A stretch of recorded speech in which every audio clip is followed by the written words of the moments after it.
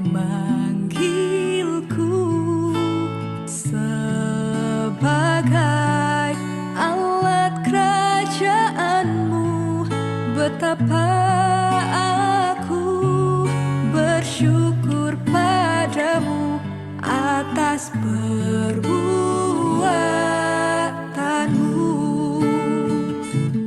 Jadikan aku bait suci-Mu yang kudus dan yang tiada bercela.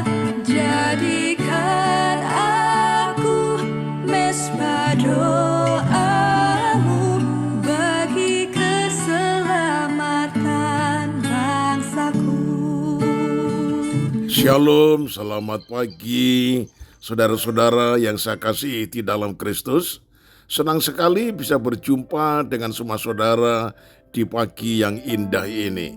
Saya bertanya lebih dulu, apa semuanya dalam keadaan sehat? Haleluya. Ada sukacita? Haleluya. Itu sebabnya mari kita satu dalam doa untuk menyambut renungan di pagi ini. Ya Bapa yang Maha Baik, terima kasih kami naikkan kepada Tuhan. Karena kasih sayang-Mu, kami boleh bangun dalam keadaan tubuh yang sehat untuk menikmati hari yang baru hari ini. Itu sebabnya sebelum kami melakukan pekerjaan kami sehari-hari, kami mau membuka lebih dulu hati pikiran dan telinga kami untuk mendengar firman-Mu, supaya mengarahkan hidup kami kepada hal-hal yang benar dan menyenangkan hati-Mu. Di dalam nama Tuhan Yesus, haleluya, amin. Nah saudaraku, tema renungan pagi ini yaitu kekuatan doa orang percaya.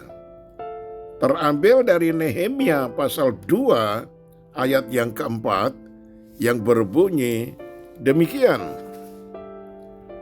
Lalu kata raja kepadaku, jadi apa yang kau inginkan?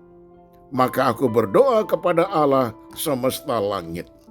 Nah saudara, Nehemia adalah seorang hamba Tuhan yang senang dengan doa. Bahkan dapat dikatakan bahwa doa adalah gaya hidupnya. Dalam melakukan atau memutuskan apapun, Nehemia lebih dahulu membawanya di dalam doa, menggumulinya dalam doa, serta memberikan kesempatan kepada Tuhan untuk melakukan sesuatu atas apa yang digumulinya. Harus kita pahami memang saudara, bahwa doa merupakan bagian penting dan tidak terpisahkan dari kehidupan orang-orang percaya. Ketika Nehemia memiliki pergumulan atas kota tempat pekuburan nenek moyangnya, ia punya beban dan tanggung jawab atas hal itu. Namun, sebelum melakukan sesuatu, ia membawanya dalam doa. Dalam ayat-ayat firman Tuhan hari ini dapat kita temukan bahwa ketika Raja Artasasta yang memerintah di pembuangan, Nehemia bertugas sebagai juru minuman raja. Ia membawa pergumulan kota kelahirannya kepada raja. Namun sebelum lebih lanjut untuk melakukan sesuatu, Nehemia lebih dahulu membawanya dalam doa. Setelah berdoa kepada Tuhan, Nehemia memberi jawaban kepada raja dengan menyerahkan proposal pembangunan kembali tembok Yerusalem yang sudah roboh. Dari kisah Nehemia ini kita dapat mempelajari beberapa hal tentang doa, yaitu yang pertama, doa memastikan apa kehendak Tuhan untuk kita lakukan. Nah saudara, Nehemia membawa proposal pembangunan tembok Yerusalem kepada Raja Artasasta yang merupakan hasil dari pergumulan doanya. Nehemia tidak memutuskan sendiri apa yang dikerjakannya, melainkan ia mendapatkan konfirmasi dari Tuhan melalui doa. Dalam doa, kita memang akan menemukan rencana dan kehendak Tuhan. Sebab itu, jika saudara mau mengerti kehendak Tuhan, berdoalah, karena Dia pasti akan memberikan kepada saudara apa yang saudara tanyakan.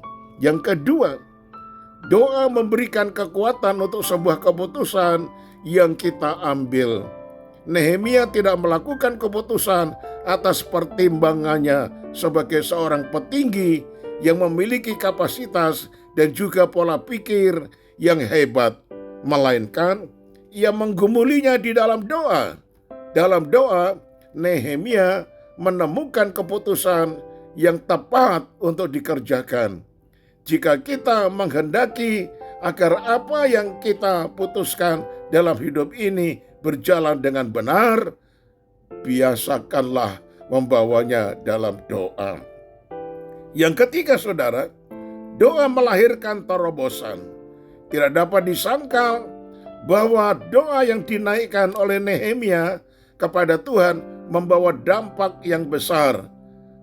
Ia mendapat persetujuan dari Raja Artasasta untuk bisa membangun tembok Yerusalem.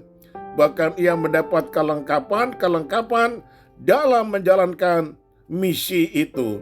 Nehemia memang seorang pendoa yang melihat doa itu membawa dampak dan perubahan dalam kehidupan sekelilingnya. Nah, saudara, doa memiliki kekuatan bagi setiap orang yang percaya kepada Tuhan. Ketika kita berdoa dengan sungguh-sungguh dan sepenuh hati, niscaya kita akan mendapatkan terobosan dalam hidup. Alkitab berkata, doa jika dinaikkan dengan iman yang sungguh, besar kuasanya. Oleh karena itu, saudara, marilah kita menjadikan doa sebagai bagian yang pertama dan terpenting yang harus kita lakukan sebelum kita melakukan yang lainnya. Akhirnya saya tutup dengan kalimat ini, doa adalah senjata bagi orang-orang beriman. Amin. Mari kita satu di dalam doa. Ya Tuhan, Nehemia punya gaya hidup sebagai seorang pendoa. Di dalam menghadapi segala perkara, dia tidak putuskan sendiri, tetapi selalu membawanya di dalam doa. Selalu bertanya apa kehendak Tuhan, apa jawaban Tuhan, apa kemauan daripada Tuhan yang harus ia lakukan. Tatkala ia mempunyai kerinduan membangun kembali tembok Yerusalem yang sudah roboh, ia membuat proposal dan diserahkan kepada Tuhan dan bertanya, apa yang harus aku lakukan terhadap raja? Dan dia diperkenankan menghadap raja, dan ketika dia menghadap raja, raja berkata, apa yang kau minta? Dan akhirnya permintaan daripada Nehemia dikabulkan. Dia diperbolehkan untuk membangun tembok Yerusalem yang sudah roboh.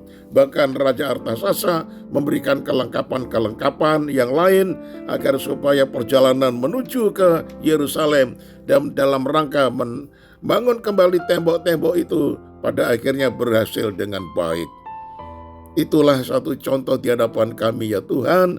Ajar kami membawa apa yang kami rencanakan, pekerjaan besar yang kami lakukan, kerinduan yang ada di dalam hati kami bawa dalam doa kepada Tuhan. Segala pujian hormat bagi Engkau, dalam nama Tuhan Yesus Kristus kami alaskan doa ini. Haleluya. Amin. Salam saudaraku, Tuhan Yesus memberkati. Shalom.